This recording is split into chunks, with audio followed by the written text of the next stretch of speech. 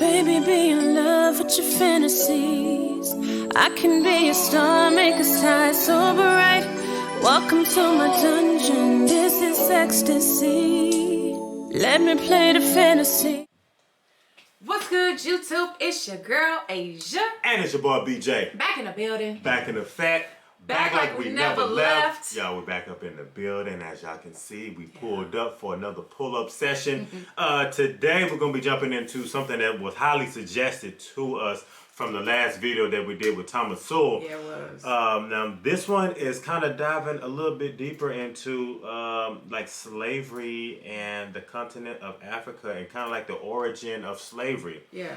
So that looks like that's what we're going to be kind of going back to again, actually. Jumping into today. For sure. Yeah. So, hey, I mean, even with the last video that we watched, there was a lot of like information that I didn't really. Oh man. Some stuff in there that I never really ever heard about. You know what I mean? So this one is like the truth about Black Americans being stolen from Africa.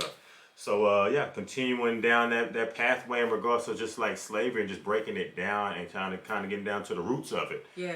Kind of ironic we're saying roots. We're sitting here looking at yeah, roots right because here. remember they made reference to the movie Roots. That Roots was actually like a myth type of movie. Like a lot of people, I think I was reading in the comments. A lot of people thought that was actually like a true story, but it was really like a myth.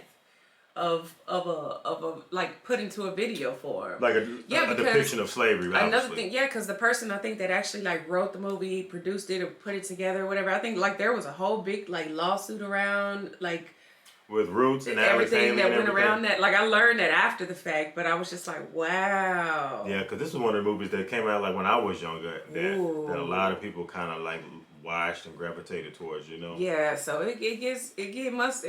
Hey, I'm really interested to hear how this would go, and nonetheless, the way that he put it, it was so simple to understand with so much information in such a short video. So I'm really interested to hear how this is gonna go. So make sure y'all like, comment, subscribe, hit the notification, y'all, and let's jump into it. All right, let's check it out. The form in which the story of slavery has reached most people today has been along the lines of the best-selling book and widely watched television miniseries Roots by Alex Haley. Challenged on the historical accuracy of Roots, Haley said, "I tried to give my people a myth to live by." Contrary to the myths to live by, created by Alex Haley and others, Africans were by no means the innocents portrayed in Roots, baffled as to why white men were coming in and taking their people away in chains. On the contrary, the region of West Africa from which Kunta Kinte supposedly came was one of the great slave trading regions of the continent, before, during, and after the white man arrived. It was Africans who enslaved their fellow Africans, selling some of these slaves to Europeans or to Arabs and keeping others for themselves. Even at the peak of the Atlantic slave trade, Africans retained more slaves for themselves than they sent to the Western Hemisphere. This pattern was not confined to West Africa, from which most slaves were sent to the Western Hemisphere. In East Africa, the Maasai were feared slave raiders, and other African tribes, either alone or in conjunction with Arabs, enslaved their more vulnerable neighbors. As late as 1891, it was reported that Manyuema slavers had demoralized surrounding tribes, destroying crops, and famine reigned everywhere. Even in the early 20th century, Abyssinians were still raiding other Africans and carrying off slaves. It was 1922 before the British had gained sufficient control in Tanganyika to stamp out slavery there. Arabs were the leading slave raiders in East Africa, ranging over an area larger than all of Europe. The total number of slaves exported from East Africa during the 19th century has been estimated to be at least 2 million. Whoa, 2 million. And they said that's estimated about 2 million. That's so many people. And kind of for them to kind of drop like a bombshell in regards to like, you know, Africans kept more slaves for themselves than they've actually like sent out. They were slaving their own people. Or than what they sold to like Europeans and things of that nature.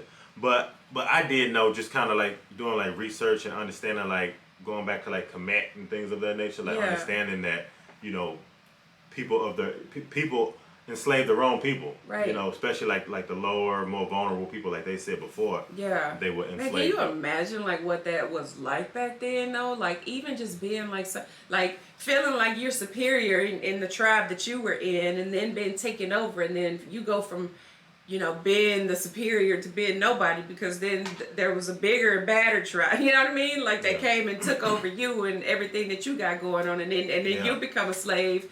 And it's just like, man, like I cannot imagine the cycle of like life back then. Like it had to be I just feel like I would be living in fear all the time. Yeah, absolutely. Because, you know, fear that somebody is gonna come and take me away from this position, from this spot, from what I'm doing now. Like if everything is good right now, it won't last. You know what I mean? I would just be so afraid of that. Yeah, and even kind of thinking back to like Africa, going back like thousands of years ago, if you think about like Egypt and how Egypt was created and made, and like the pyramids and the sphinxes and things of that nature, like it wasn't made by like Egyptian workers, it was made by, you know, slaves. So, you know. 19th century has been estimated to be at least 2 million. Despite the impression created by Roots, during the era of the massive slave trade from West Africa, a white man was more likely to catch malaria in Africa than to catch slaves himself.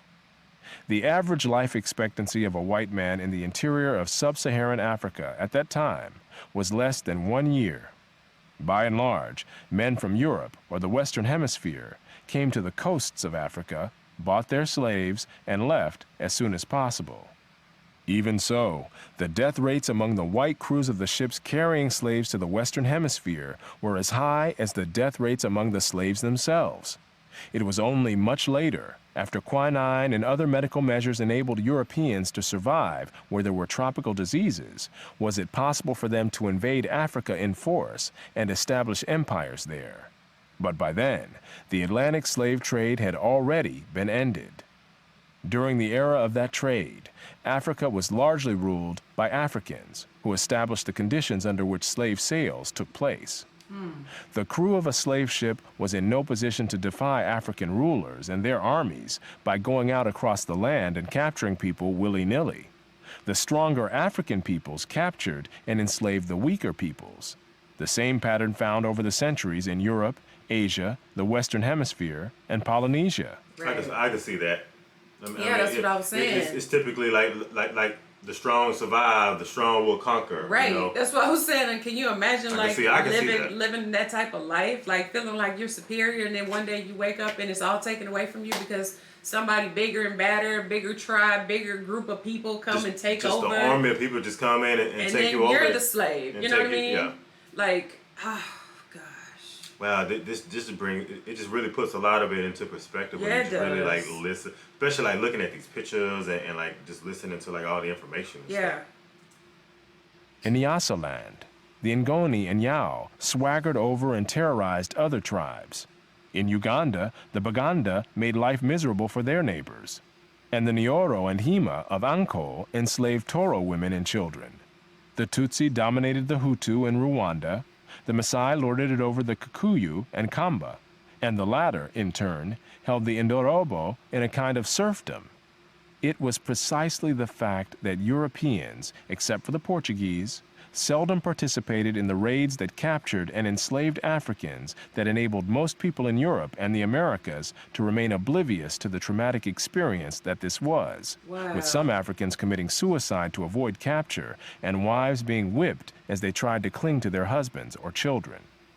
Historian David Breon Davis pointed out that Europeans had little contact with the actual process of enslavement, and that, as late as 1721, the Royal African Company asked its agents to investigate the modes of enslavement in the interior. Europeans typically saw only the end results, enslaved people being offered for sale on the coast.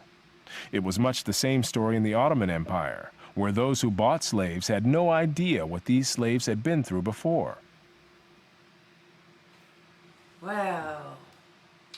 And again, like I said, just think about like some of this information, some of these things is something that you've really never even had an opportunity to even like listen to, experience, and learn about. you know, in your younger years, you know, as like going through school, coming up through like the school system, like you never really like catch any of this information, you know? I think it's pertinent information. I think that it would be something very valuable to a lot of people, a lot of, you know, younger generation people to understand like how deep that goes in terms of like the slavery. Like I've never even understood until we watched that last video. I was like, no, that's not. They didn't tell me that in school. I know they didn't. They forgot that part. You know what I mean? But I think like another thing that he kind of pointed out was that like the Western countries, like they had no idea like what was really all going on with like them capturing and capturing slaves and selling like them off of the coast, like everything they were doing. Yeah, like, ah, man, I can only imagine. Actually, I probably can't even imagine what all they had to go through to enslave these people. Like, I mean, because if you think about it, just because it goes against obviously it's just inhumane. I think it just goes against humanity to just tear up families like that. People in general, you know what I mean? Kids, taking mothers, someone against their will, husbands, wives, like families, and just like we need money. you know what I mean? Right. And that's what it comes down to is money. And again, like I say, you know, outside of that, like again, or trade trade for whatever you can get for, you know, these people. Because back then that was a high commodity, right? As far as like the slave trade, like, you know, but yeah, just learning about everything, like all the little nuances and all the like getting down to like the details as far as like slavery. That's the thing that I want to do, is just gather as much information as I can, just to kind of really understand it and just grasp it for what it is. Yeah. You know, because there's so much information out there. You know? Yeah, it is. Yeah. It is. And for someone who, you know, if there's someone out there that might have came up in a certain, you know, I guess school system, learning a certain curriculum, and maybe might be kind of blind to some of this information, you know, like seeing, like hearing some of this information, it almost make you kind of unplug. It'll make you like unlearn and then relearn all over again, you know? Yeah. And sometimes that's what it's about, you know? Yeah, man, wow. This was, again, just a lot of information to take in. I think it's just one of those things where it's just like, wow, like, I would love to hear, like, a younger person's perspective, like, you know, from someone out of high school, someone that's, you know, maybe even in school, just to kind of hear what they would have to say about something like this. You know what I mean? And hearing it from this perspective and just to see what they'd say. And maybe kind of getting their perspective to understand, like, how much do they know about it, based on what they've learned and you know, and they're fresh out of high school type of thing. Because we've been out of high school for a minute, so it's just like I would just love to hear what they would say about hearing something like this. To see if their perspective is any different than what we learned, you know, 20 years ago. Back then, high school. That'd be good. That would be good. Yeah. You know, just to see the difference between the two. Yeah. So, hey. If y'all enjoyed this video, be sure you give us a big thumbs up, like, comment, and subscribe. Smash the notification bell. Y'all join the family. And if ain't nobody else told you, I love you. And we're going to see y'all in the next video, y'all. Absolutely. We appreciate y'all for tuning in. Yeah. We'll see y'all sooner than later. Bye.